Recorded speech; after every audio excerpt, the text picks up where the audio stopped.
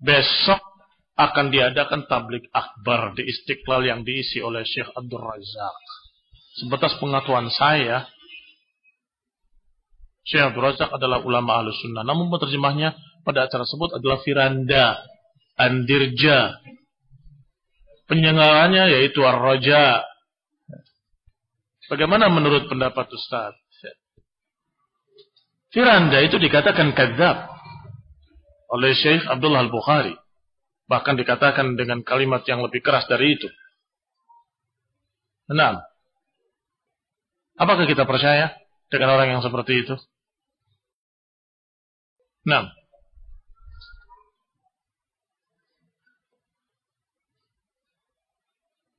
sedangkan orang yang sudah tahu penyimpangan raja dan ditahdirnya Firanda, tapi dia tetap hadir di tempat tersebut, apakah dihukumi sebagai orang yang menyimpang? Bukan.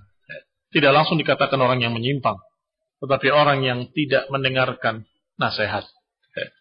Kalau orang yang tidak mendengar nasihat itu biasanya ada sesuatu di belakang hari. Begitu terjadi, misalnya penyimpangan, la samahallah, mudah-mudahan tidak terjadi. Kalau terjadi tiba-tiba menyimpang, makanya dengar nasihat begitu. Jadi ini baru pelanggaran pertamanya. Tidak mendengarkan nasihat. Adapun kemudian setelah itu jadi menyimpang, jadi begini, jadi begitu. Wallahu ta'ala alam, bisa saja terjadi. Baru kita katakan itu akibatnya. Kalau dia tidak mendengarkan ucapan para ulama tentang Firanda. Masya Allah.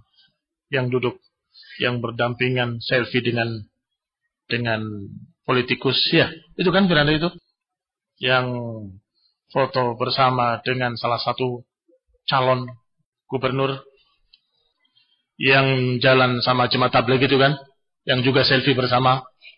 Dia dalam masalah seperti itu tidak amanah. Bagaimana dalam terjemahannya? Kita meragukan.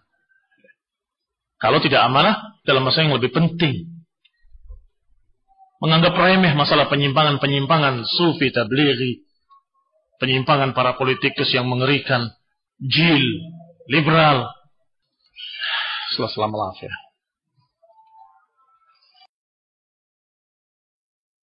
Kenapa ulama Madinah seperti Syekh Abdul Razak masih mengisi dan berhubungan dengan Radio Roja, padahal Radio Roja berhubungan dengan Yayasan Ihya Turat yang jelas sururi. Jangan Radio Rojanya, hatta Syekh Abdul Razaknya juga berhubungan dengan Ihya Turat. Dan apakah ulama tersebut tidak diberitahu? Sudah diberitahu, dan bukan kita tentunya, para ulama yang lebih alim dari kita, jauh ilmuannya. Mereka menasehati, mereka terus mengingatkan bahaya mereka dan kebencian serta permusuhannya terhadap dakwah. Nasihat terus diberikan kepada beliau maupun kepada ayahnya Syekh Abdul Muhsin Al-Abbad hafizahullah ta'ala. Diingatkan para masyayikh, terus menasehati. Alhasil, hanya saja seperti yang para masyayikh sebutkan, seperti Syekh Abdul Razak, dia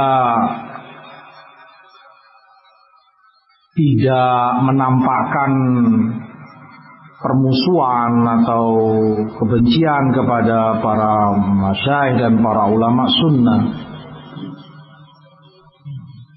sehingga disabari terus oleh para ulama, dinasehati. Artinya tidak menampakkan permusuhannya, bagaimana dia mencela, mentahdir, membicarakan dengan batil kepada masyayikh sunnah, kepada para ulama sunnah, tidak. Beda dengan seperti Ibrahim Ruhaili. Ibrahim Ruhaili ditahdir dan dicela oleh para ulama karena dia memusuhi, mencela para ulama dan masyayikh, berbicara dengan batil. Hanya kemudian dibantah dan ditahdir oleh para ulama. Abdul Razak tidak demikian. Maka beda, dan kita pun tidak ingin melangkahi para ulama kita berjalan di belakang para ulama. Ulama kita tidak mentahdir, kita tidak berani mentahdir. Kita bersama para masyayikh. Tetapi yang mereka nasihatkan, yang mereka ingatkan agar kita tidak mengikuti acara-acara mereka, walaupun mereka undang Syekh Abdul Razak padanya, agar tidak memperbanyak kuantitas mereka, tidak meramaikan majelis mereka, ya kita sampaikan demikian, jangan ikuti acara-acara mereka. Allahul musta'an. Jelas itu fitnah bagi umat.